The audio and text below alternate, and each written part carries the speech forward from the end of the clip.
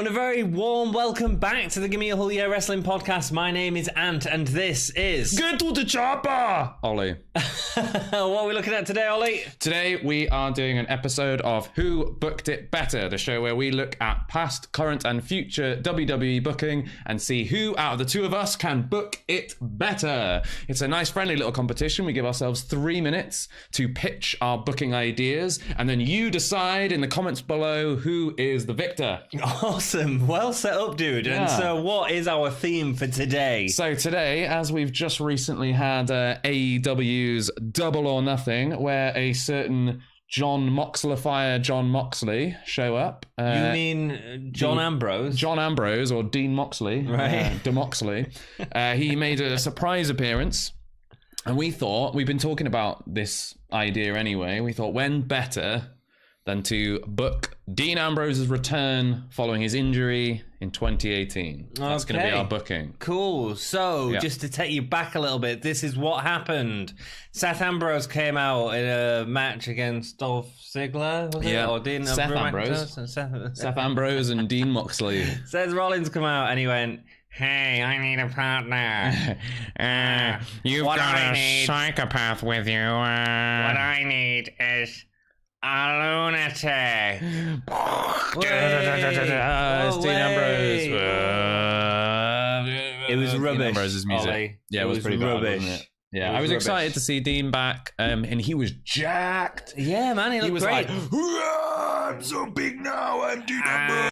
It all went downhill. And it was terrible. The booking was terrible. The heel stuff was terrible. Yeah, it was bad. The match with Seth Rollins, which had every right to be an absolute barn burner, was terrible. Rubbish. And so, we're going to decide. We've chosen a way of booking it better, which hopefully, if you've listened to Jericho's podcast, gives John Moxley a happier time in the WWE. And then maybe knows? he'll stay. Maybe he wouldn't have gone. But I mean, I'm pretty excited to see him at AEW. Man, so am I. That AEW is looking pretty good. Amazing. Yeah. Rock and roll. So, Ollie, you are going first. I'm going first. You certainly are. I'm going to give you a countdown. Okay. 3, 2, 1. Okay, Dean Ambrose doesn't return on Raw. Instead, SummerSlam 2018, Rollins is facing Ziggler for the IC title. Rollins keeps getting cheap-shotted with McIntyre running distraction in Ziggler's corner. Then, just as they have Ziggler set up for the win, Dean's music hits, and he rushes the ring with a big pop from the crowd with a chair, takes out McIntyre. In the confusion, Seth Rollins hits the curb stomp on Ziggler for the win. 1, 2, 3. Dean and Seth celebrate, and Seth is shocked and surprised. He did not know Dean was coming to help him. Dean is back and he's looking jacked and psychotic. The lunatic is dead and all that is left is the cold, calculated psychopath. In the main event of SummerSlam, Brock and Roman are duking it out. Strowman shows up with his Money in the Bank briefcase as he did, but the ref takes a bump. Roman hits the spear on Brock, but Heyman hits Roman with the title. Seth and Dean rush to ringside to even in the odds. The crowd goes wild. Seth's going after Heyman while Dean tries to stop Braun. Seth lays Heyman out, but draws the attention of Brock, who F5s him. There's a run of finishers with Braun and everybody, which ends with Roman spearing Braun. Everybody is down apart from Roman in the ring. Braun's briefcase falls out of the ring and lands in front of Dean Ambrose. He stares at it for a moment, grabs it, gets in the ring, turns Reigns around and dirty deeds him onto the briefcase. He then grabs the ref and threatens him, like up in his face, and the ref is terrified and he says, "I am cashing in this briefcase." It's not even his briefcase, but he's cashing it in. He forces the ref to start the match, which becomes a triple threat. He gets back in the ring. He hits Roman Reigns with another... hits him with another dirty deeds and pins him. Brock, Braun, and Seth have all been outside of the ring because of finishers. They all like tried to get in to break up the thing, but they just miss it. In the confusion, Brock starts losing it. He's raging, starts attacking everybody because he's just lost his title without him being pinned. Dean Ambrose takes the opportunity to slip out of the ring in the confusion and does a kind of CM Punk at Money in the Bank-esque sort of like gets over the guardrail. He's holding the title and he disappears into the crowd. Right. Nice. On the following Raw, it's pandemonium. Everyone has a legit gripe. Angle doesn't like it. Kurt Angle. but he won't reverse the ref's decision. Instead, he books a fatal 4-way for the title at Hell in a Cell, inside the cell, so Dean can't run away. The match is brutal. Dean is booked as a psycho attacking everyone with weapons. We've got Brock, we've got Braun, we've got Dean, we've got Roman.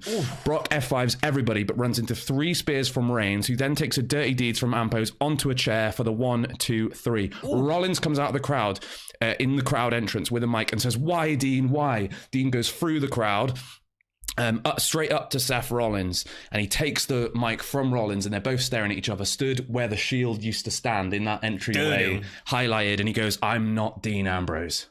I'm John Moxley." And he hits Seth Rollins, and the final shot of Hell in a Cell is them brawling through the crowd. Wow. Yeah. You wrote some fan fiction there, dude. Congratulations. That was pretty cool. Whew, by the way, so I know, man, you really went for it. You really tried to cram a lot in. Did you have any more? No, that was pretty much it. Basically, I like the John Moxley ending. I like that. Yeah, them attacking each other. So here's one. So they come out to interrupt the SummerSlam match. Mm-hmm. Yeah, you had Seth Rollins attacking Paul Heyman. Yeah, because Paul Heyman's just laid out. I know, but it feels a little bit biased. I mean, what is he going to curb stomp Paul Heyman? No, he just brawls him enough for Paul Heyman to fall on the floor and lie down. Yeah. That's it. Okay. Like, you don't need to do much. And Paul Heyman holds his legs so he can't get involved in anything. No. Brock F5 Seth Rollins. Of course he does. Yeah, it was cool. Well done. Apart from that bit, I was just like, Seth and Paul Heyman. No, because Paul Heyman's just. I was like, is this building up to a WrestleMania match? Yeah, versus Paul Heyman. No, they just run down because Braun's there about to cash in his Money in the Bank, and Heyman's just knocked out Reigns with the title belt because he speared Brock. So they run down because they're like, well, Braun's about to cash in on our friend Roman, and also Heyman's being a cheat. It was really good. I just think a curb stomp on Paul Heyman would be a better booking. Yeah. I mean, you can curb stomp him. That'd be fine. So that's my booking done. Yeah. Good night. Thank you. Rock and roll. So now is mine turn. Rock and roll. So give me a countdown. Oh, well, just before you go into it, I just thought I'd plug our other series. We do a series on NXT UK. We've been we've done a review for every single episode so far. We're up to, I think, 45 now. So we're nearly at the big 50. You've also got another series called Wrestling Rewind, where we review old pay-per-views. We've also got Fire Pro Wrestling. Go check that out if you're into gaming, and we fantasy book. Yeah, we're going to be doing a whole bunch of new episodes. That's going to be coming very soon. There's this. So, hey, if you're enjoying it, subscribe to the channel. Let us know who's better at booking, man. Yeah, just write it down in the comments. Have a conversation with us. And you can also follow us on Facebook, Twitter, Instagram, and Patreon if you desire, or buy some t-shirts on Redbubble if you want. Also, if you've got any feedback on the format for the show, we've been talking about it a little bit. The 3 minutes we really like because it's like punchy and we've got to kind of keep going. But if you'd like to see a kind of long form format, because obviously there's loads of stuff that we could put in there about the real minute details of it, but maybe that's for another series. If people are still watching this for episode 10, I think I might have a special guest lined up. Oh, special guest. It'll be fun, man. I think it's your go. Rock and roll. So you want to time in? Okay. Yeah. And a 3, and a 2, and a 1. Begin. And so SummerSlam 2018, Seth Rollins booked in the match against Dolph Ziggler. Drew McIntyre at ringside. Drew interferes in the match and costs Seth Rollins the match. Full stop. Dolph and McIntyre get up and continue to beat down Seth, constantly going at him. He's in a heap on the corner, 2 against 1. He can't do anything. What happens? Dean music plays.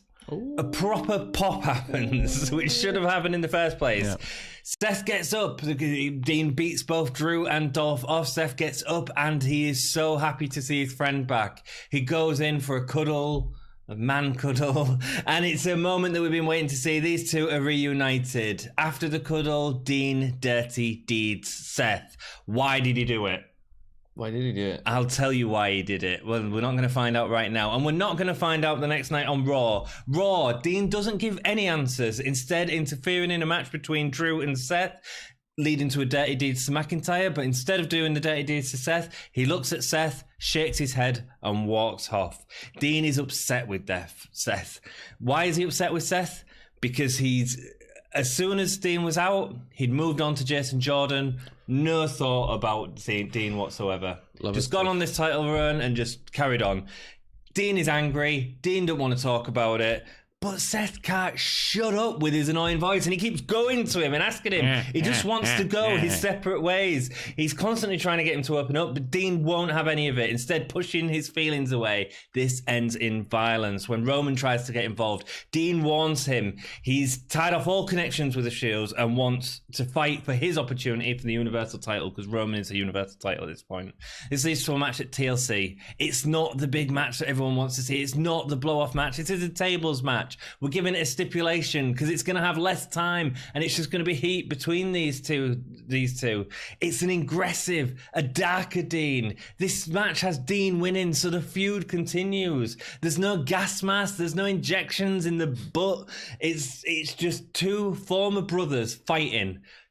Seth wants to rekindle his relationship with Dean, but he's not having it. Dean goes on a tear, beating Apollo, beating Elias, and it's not just a face thing. He's not going for faces or heels. He's just beating everyone down, and Seth wants to stop him. He can't believe what's happening to him. When Roman announces his leukemia, we still have the moment with them. Dean taps him on the back and walks out of the ring. It's sad. When Roman Reigns returns, we build up to a triple threat at WrestleMania, a match that doesn't need any titles involved. It's all about these three brothers all arguing, Roman trying to get the band back together. It's the blow-off, and Seth wins clean over Roman. Eventually, all of them in the ring, solve the differences, the fists go out, and the fireworks go off. Let's move into a Shield section. Boom. Like it. Is that all right? Like it, yeah, good. Not bad. It was more, I think, more romantic than mine was. Do you know what I mean? I think there's something, something beautiful about the relationship between Dean and Seth. I think it was just too played up. I really like your Fatal 4-Way stuff. I think that's really great. I think Brock in a Fatal 4-Way would be so interesting in a cell. That'd be a really interesting match. But I just wanted more of that We're Brothers dynamic. And Seth has that annoying niggly thing, though. Oh yeah. Oh, it's gonna hit the sandwich. Oh, well, that would be. I think so, because we set up.